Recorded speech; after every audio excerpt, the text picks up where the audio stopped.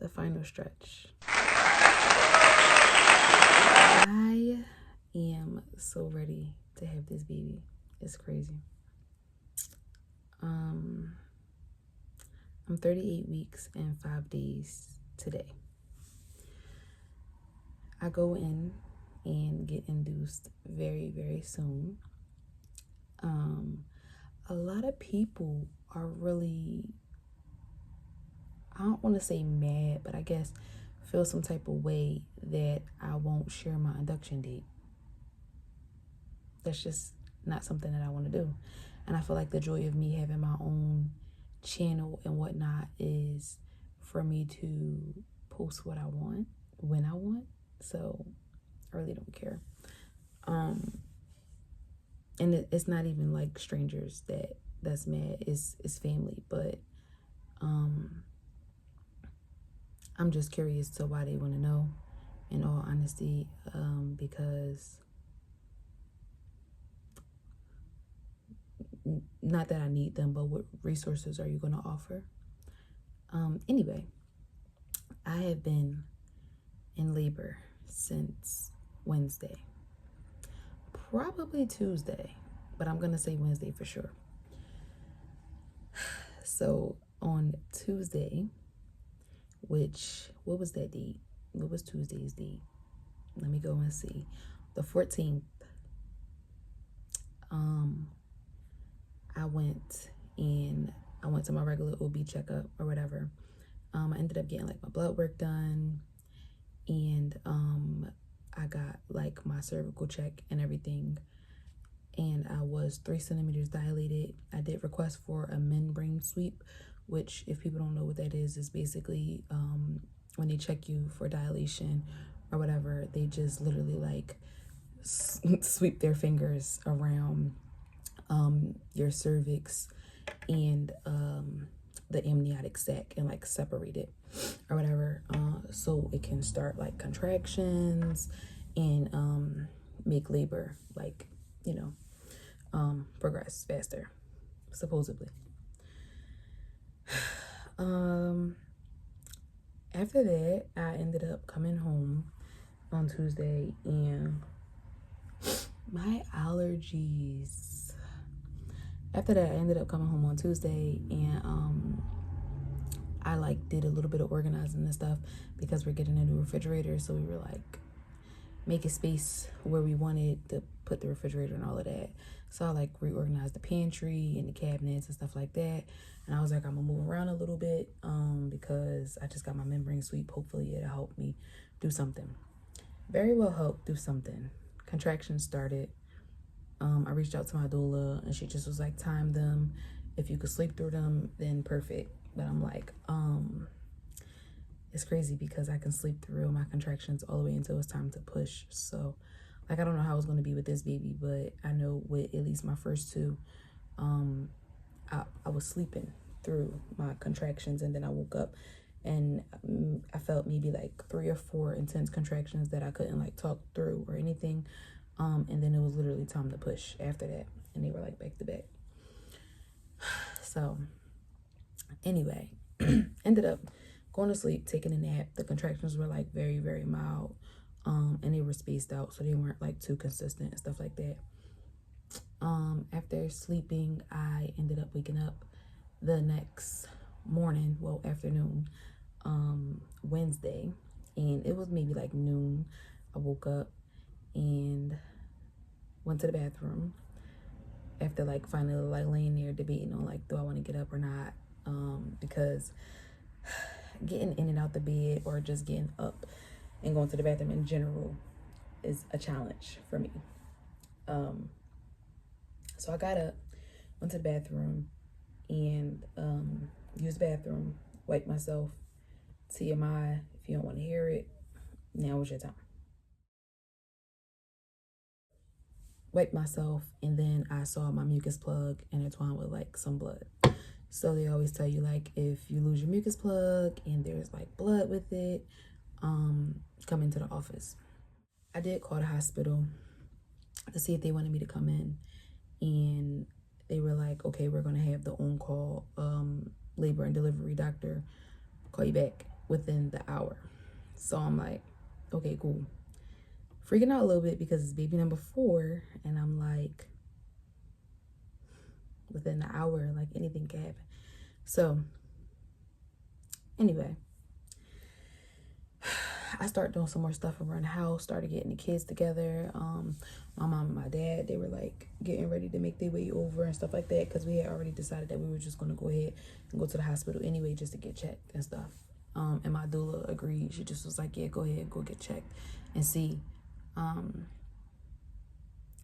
So maybe like almost 8 o'clock, I realized I never got a call back from the doctor's office. And mind you, I'm still like contracting and stuff, but it's not bothering me because it's not like really strong, intense contractions, and they're not like really close together. So I called back, and the lady was like, oh, you should have been called back.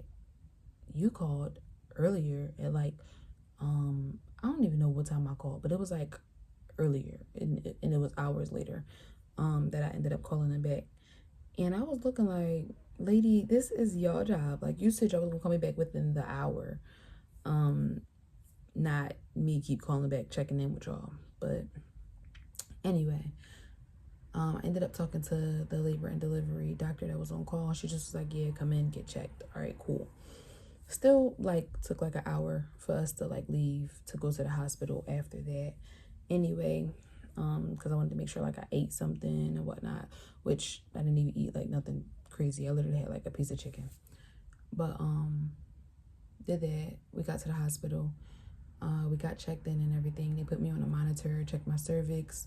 When she checked my cervix, I was 5 centimeters dilated. And then literally like that day before on Tuesday, I was 3 centimeters dilated.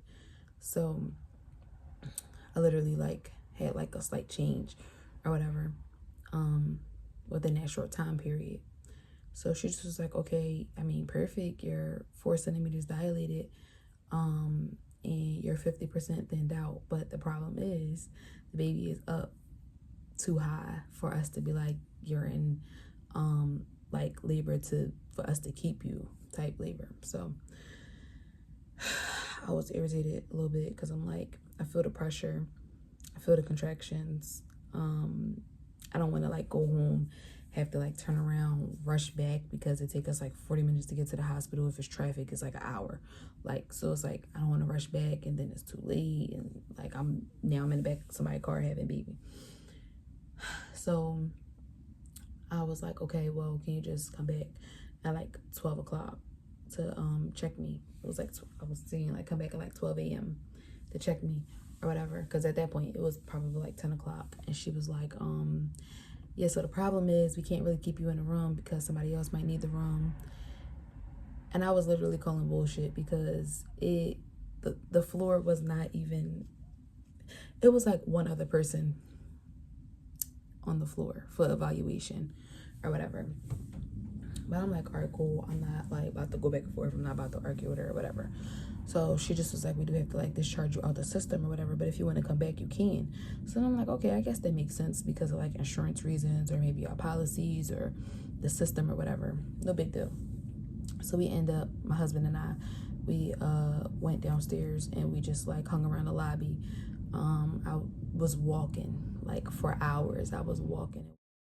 I wasn't even too mad that we had to go down to the lobby or whatever, because it was more space for me to walk down there anyway, opposed to just back and forth in the hallway. For maybe like 2 hours, I was walking, and then I ended up going back up, got readmitted, and they evaluated me again, and she just was like, yeah, so like you've had 2 strong contractions since you've been here, but it's not enough to you know, like put you in labor to where we can keep you.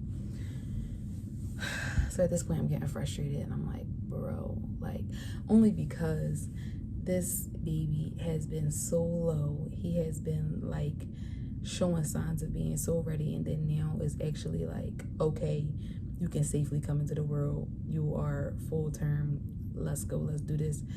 And now it's like, oh, I'm gonna make you have contractions and you're gonna keep losing your mucus plug with blood, and you're gonna keep feeling like really, really uncomfortable and whatnot. But I'm gonna come when I want to. So she's just like, okay, well, you literally have your induction scheduled very, very soon. So just try to wait it out. And then I kept telling them, because they were like, well, you know, if you start having contractions, just time them and this, that, and the third. And I'm explaining to them, I'm like, I literally don't feel like, because they were telling me, like, come back if I feel contractions that I cannot bear. And I'm like, and it would be too late then. Like, I would literally have the baby on the way to the hospital. So I was like voicing my concern or whatever, like, I don't feel comfortable with going home, because then if I start having contractions that's uncomfortable to me or I can't bear them, then I know it's too late. And then I know that my body can progress like really, really fast. So went downstairs again, walked around for a couple more hours, went back up, got evaluated again, and it was like the same thing. So I'm like, all right, whatever. At this point, it was like maybe like 3:30 in the morning or whatever. And I just was like, all right, I'm gonna just go home. I'm gonna go home, get a little bit of rest. I'm gonna get some food. I'm gonna like exercise and stuff like that. So that's what I did. We ended up going home. My husband got some sleep because he was tired, and none of those chairs are comfortable. And I ended up getting some sleep, and then I took like a shower. Well, I took a bath first, and then every time I take a bath, I take a shower. So it was like I took a bath, I was in the tub for like maybe like 45 minutes, and then I took like a 15-20 minute shower or whatever. And then I started doing exercises like on my yoga ball. I did the mile circuit, and I was just moving around. I ended up going out to the store with my mom to get like some walking around. I'm like, maybe I can catch some of these bumps, because we know the city of Philadelphia, there's potholes and bumps and all types of stuff. So the whole time I'm like really, really uncomfortable having contractions, but I'm like, okay, it's still not strong enough and they're not close enough, or whatever. But ended up going back to the hospital later on Wednesday. Was it Wednesday or was it Thursday? But I don't know. Oh, ended up going back to the hospital, and they checked me again, and she was basically like saying the same thing or whatever. So it wasn't Wednesday, it was Thursday. I don't know why I'm getting my days mixed up. Went back Thursday. It was like Thursday evening. I went back. I was like, I want a different doctor to like check me, so let me just go back or whatever. Cause like, I don't know, I had a vibe that like this doctor, she just was like, you know. But it's funny because so I went, got checked, and the different doctor, she said basically like the same thing. The only couple concerns that they had while I was there was they were like, your pulse is high. And I was like, yeah, because I'm literally in pain. Like, my pain won't show through like my body language. My pain will show through my vitals. So like my pressure will be high, or my pulse will be high, or I'll have like a temperature or something like that that's high. So she just was like, okay, we're going to monitor your pulse, and we also want you to drink like this juice so we could get baby more active and like see him on a monitor and make sure he's fine or whatever. So everything ended up being fine. Pulse is fine, baby is fine. He was moving around just fine. He probably was just sleeping. And so they ended up sending me home. But what I liked about this doctor is that I like doctors that don't sugarcoat stuff, right? And she just was like, we can't induce you because you're not exactly 39 weeks. You're 38 weeks and some days. So like you would literally have to be 39 weeks for us to medically like induce you, to give you like Pitocin, to actually speed up your contractions and make them stronger for your body to actually like do what it need to do. She was like, because if we were to induce you now, like we would get in trouble. And then I'm like, okay, understandable. So why didn't the other doctor tell me that? Anyway, shift change happened. The other doctor ended up coming in, and she just was like, oh, you're back, and this and the third. And she was like, I see that nothing like really changed and stuff like that, but she just was like, let's go do an ultrasound so we can check and see how much fluid or whatever. And then she ended up saying like the fluid and everything looks good. And then she just was like, oh, you're getting induced such and such day. She was like, oh, I'll be here. I normally have those days off, but I'll be here. And I'm like, she's really nice though. She is. So it's no heat. So yeah, got sent home, and now I've just decided that I'm going to like lay down and sleep until it's time to be induced. I'm literally going to lay down, eat, sleep, and use the bathroom. That's all I'm doing, because I probably will get on like my yoga ball and stuff, just so it'll be easier for me when I am actually like in labor, in active labor. But I literally just took like a shower, and I'm feeling like so much like pressure. It's so uncomfortable, but it's just a wait and see if he's gonna try to come on his own, which now I'm like, don't even like, just wait, just stay put until it's time for me to be induced. Like, you ain't even got that much longer. We literally have like a couple of days. Like, it's happening this week, so chill out. That's really it. Like, I just wanted to give like a little recap of what was going on and stuff. And now Nicole is waking up. Are you waking up, Mama?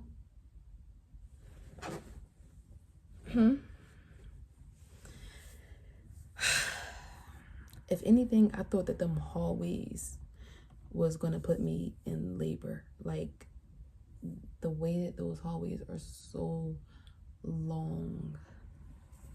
But no, did not, in fact. And they're like, well, do this and do that, and you know, the quickest way to get the baby out is the same way you got the baby in. And I'm like, this is very well true, but do y'all know how uncomfortable I am down there?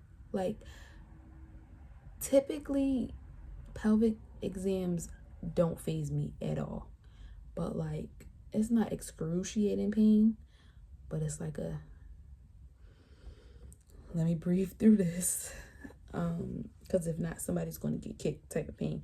So it's like, how am I finna do anything to get him out? And then they're like, oh, sperm, you know, it softens the cervix and this, that, and the third. And I'm like, this is my fourth baby. I know all of this. I'm just too uncomfortable to do anything. Like, I'm going to be in excruciating pain. And I'm like, well, you can do this to stimulate so you can have, you know, the love hormone. And I'm like, if I literally try to have sex right now, it would not be no love hormone. It would be pain. I would be like, ow. So what good is that really going to do? I don't know. It's not. Like nipple stimulation. I just got my hand pump, and I did, because I do want to collect colostrum anyway. So I did try to start pumping last night, and that did bring on some contractions. But I don't want to like consistently do it, because now I'm like, just wait until it's time for me to be induced, because I don't want to rush back to the hospital and then they send me home again. And I'm really going to be irritated, because now you're playing with my time. You're playing with my time. Not that I have anything else to do, but you're playing with my time. You're playing with money, because we don't have a car, so we either have to get somebody to drop us off, which is that somebody is my dad, which I don't think that he really cares, but that's not the point. With him getting off work and then having to like take us to the hospital, I feel like that's a lot. But yeah, and then if he can't drop us off or pick us up, then like we're paying for like a Lyft or an Uber, and they be taxing. Now the good thing about the hospital and my insurance is that they have this program but it only works if you're at the hospital. So like I would have to get a ride to the hospital. But then they have like this taxi service or whatever that gives you a ride back home, and it's free. So they have like a little taxi voucher and stuff like that. And I've been trying to take advantage of all my little free services because why not? Everything is so expensive nowadays. So I'm like, give it here, please, thank you, and won't even think twice about it.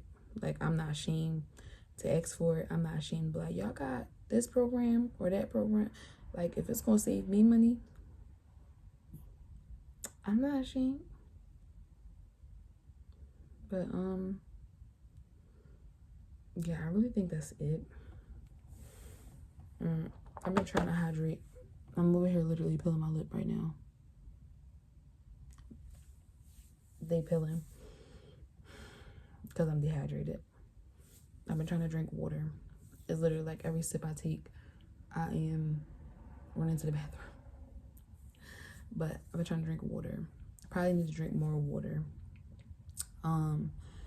I did order some cranberry juice, raspberry leaf tea, and I think I got pineapple juice too, so I can make my little concoction or whatever.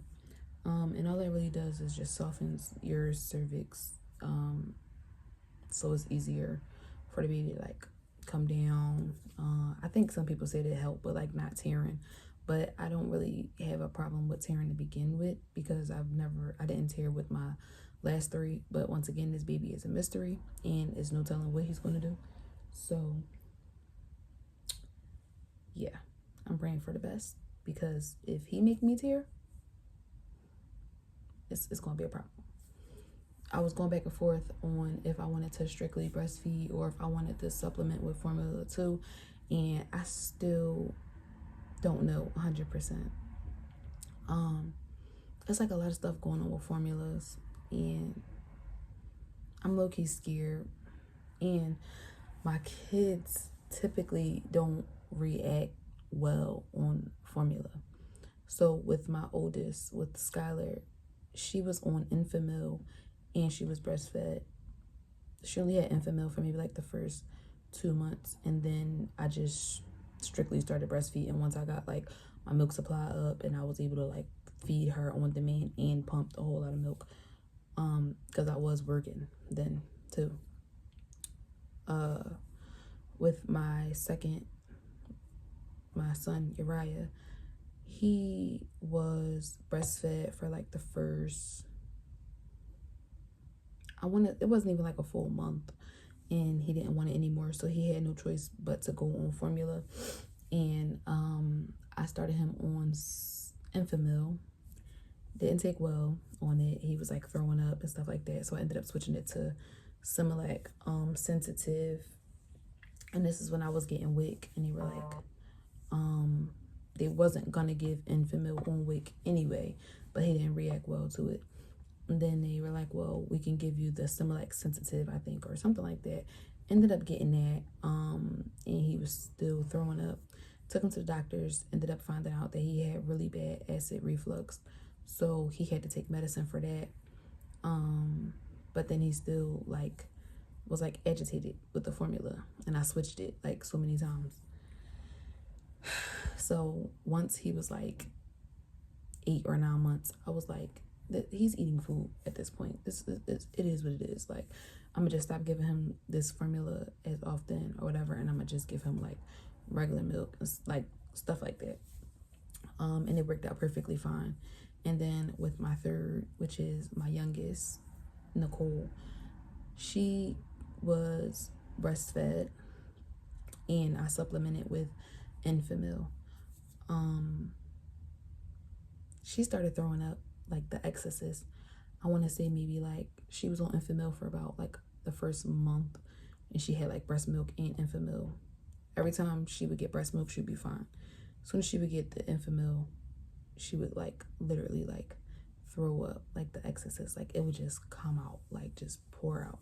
So that scared me because she was like literally laying in the bed flat on her stomach, and then it just coming out her mouth and her nose and everything. So I just was like, yeah, nah, hell no. and stopped that and just was breastfeeding her.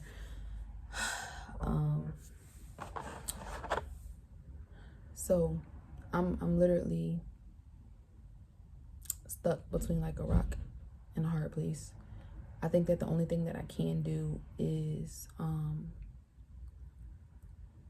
just probably try it and see what happens. And if he ends up like having a bad reaction to it or being sick from it, then I'm gonna just stop and just breastfeed him. But the goal is I want to be able to breastfeed on demand and have like a good pumping supply. So once I like actually get on that schedule and my milk like fully come in and stuff like that, then I'll be cool with breastfeeding 100%. But I don't want him to be dependent on me feeding him directly from my breast 24/7, because that's what happened with the last baby.